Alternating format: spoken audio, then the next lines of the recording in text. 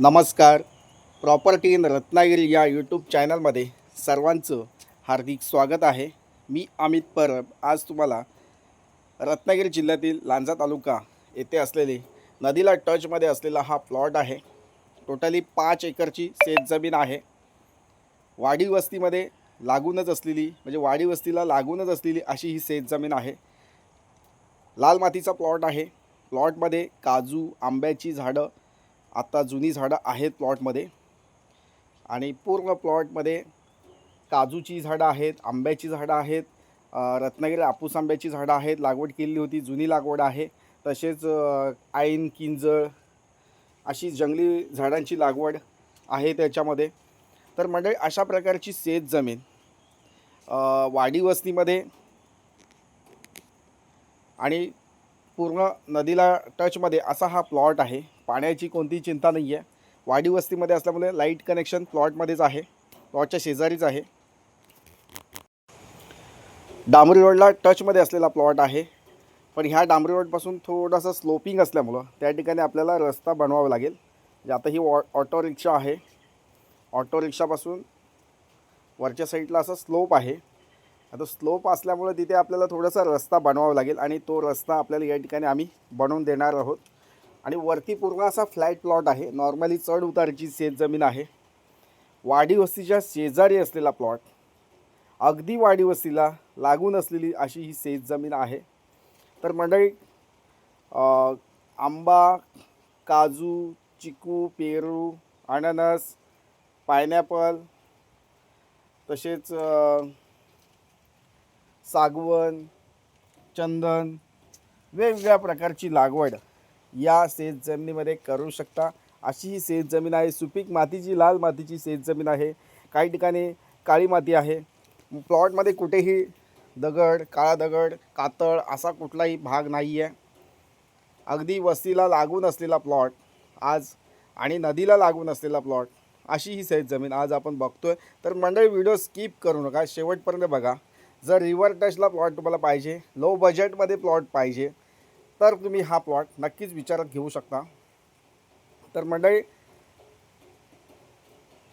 या जागेची किंमत व्हिडिओच्या शेवटला आपल्याला या ठिकाणी कळू शकते. तर मंडळी, मुंबई पुण्यापासून तुम्ही येत आहे प्लॉटपर्यंत तुमच्या कारने, तर तुम्हाला 250 किलोमीटरच्या अंतरावर हा प्लॉट आहे. पुण्यातून मुंबईतून येत आहे तुमच्या कारने या ठिकाणी सहज तुम्ही आपल्या प्लॉटला टच गाडी लागू शकते. अशी शेतजमीन आहे. तर मंडळी, अशा प्रकारच्या शेतजमिनी ह्या आमच्याकडे क्वचितच येत असतात. रिव्हर टचला प्लॉट आहे. आज कोकणामध्ये शेतजमिनी ह्या खूप कमी प्रमाणात विकत आहेत.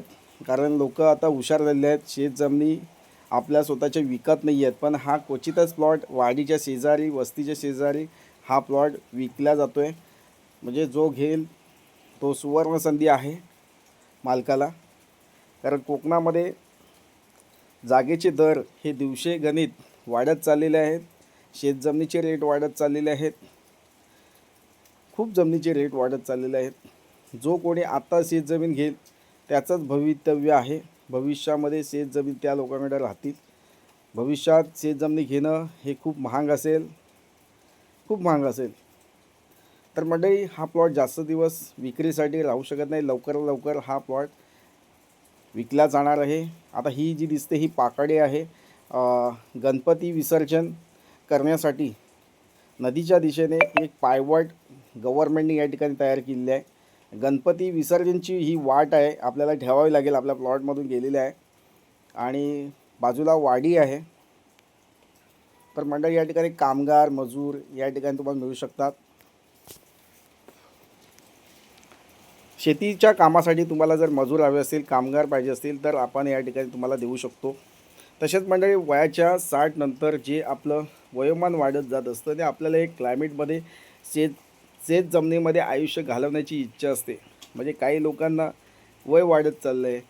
मुंबई पुण्यासारख्या मोठ्या शहरांमध्ये जास्तीत जास्त कार्बन मोनॉक्साईड, धुराचं प्रमाण जास्त असतं.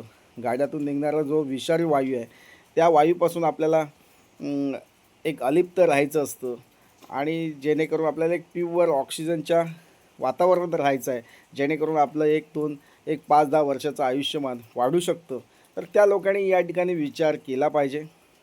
आयुष्यामध्ये पैसे सर्वस्व नाही आहे, तर या ठिकाणी आपल्याला आयुष्य पण महत्त्वाचं आहे. जेणेकरून तुम्हाला अशा शेत जमिनीमध्ये आपलं आयुष्य स्पेंड करता येऊ शकतं. त्या ठिकाणी लागवड करू शकता आणि आपल्या नातवंड पतवंड असतील त्या मुलाबाळांना अशी शेत जमीन विकत घेऊन त्यांना एक शेती कशी केली जाते हे सुद्धा तुम्ही या ठिकाणी शिकवू शकता. आणि आजकाल शेती करायला कोण मागत नाही, पण आज शेतीच भविष्यामध्ये म्हणजे येणारा जो भविष्य आहे हे शेतीमध्येच असेल. कारण युग जरी कितीही बदललं तरी ऑनलाईन शेती पिकवता येत नाही आहे. ती खरोखर मातीमध्ये हात घालूनच पिकवावी लागते. जरी किती काय केलात तरी ऑनलाईन कुठलंही धान्य पिकत नाही. ही जमीन नांगरावी लागते, त्याच्यानंतर शेत पिकतं, पेरावं लागतं आणि मग ते उगवतं. तर म्हणजे हे काय सांगायची गरज नाही आहे. मी काय इथे मोठं भाषण लेक्चर देत नाही आहे, पण हे जे सत्य परिस्थिती आहे कलियुगामध्ये ती तुम्हाला इथे या ठिकाणी सांगतो आहे. तर म्हणजे शेतजमिनी विकत घ्या आणि भविष्य आपल्या आयुष्यामध्ये आपल्या पिढीचं घडवा, जेणेकरून एक चांगली पिढी आपल्या शेतीमध्ये काम करू शकते आणि त्यांना अनुभव चांगला मिळू शकतो. तुम्हीसुद्धा या ठिकाणी आपलं आयुष्य स्पेंड करून आपली लाईफ वाढवू शकता प्युअर ऑक्सिजनमध्ये. तर मंडळी, या ठिकाणी शेतघर बांधण्यायोग्य अशी शेत जमीन आहे. लाईट कनेक्शन जवळपास आहे. वाडी वस्तीचा व्हिडिओ या ठिकाणी मी दाखवला नाही आहे, पण ही जी झाडी दिसते त्याच्या बाजूलाच वाडी वस्ती आहे, बाजूला घरं आहेत, वस्ती आहे. म्हणजे वस्तीच्या शेजारी असलेली ही शेत जमीन आहे. तर नक्कीच मंडळी या ठिकाणी विचार करू शकता तुम्ही.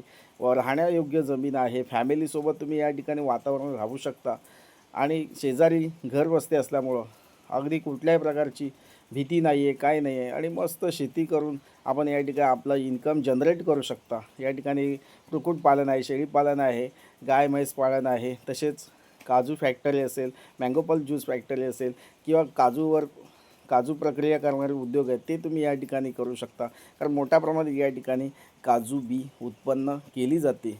तर मंडळी, या लवकरात लवकर या शेतजमिनीला व्हिजिट द्या. ही शेतजमीन विकत घेताना तुमच्याकडे सातबारा असणं गरजेचं आहे. ज्या लोकांना अजिबात शेतजमीन नसेल तर त्या लोकांना आम्ही शेतकरी दाखला बनवून देतो. शेतकरी दाखल्यासाठी नक्कीच तुम्ही या ठिकाणी माझ्याशी कॉल किंवा व्हॉट्सअप मेसेज करू शकता. तर मंडळी, या ठिकाणी तुमचा जास्त वेळ घेत नाही आहे.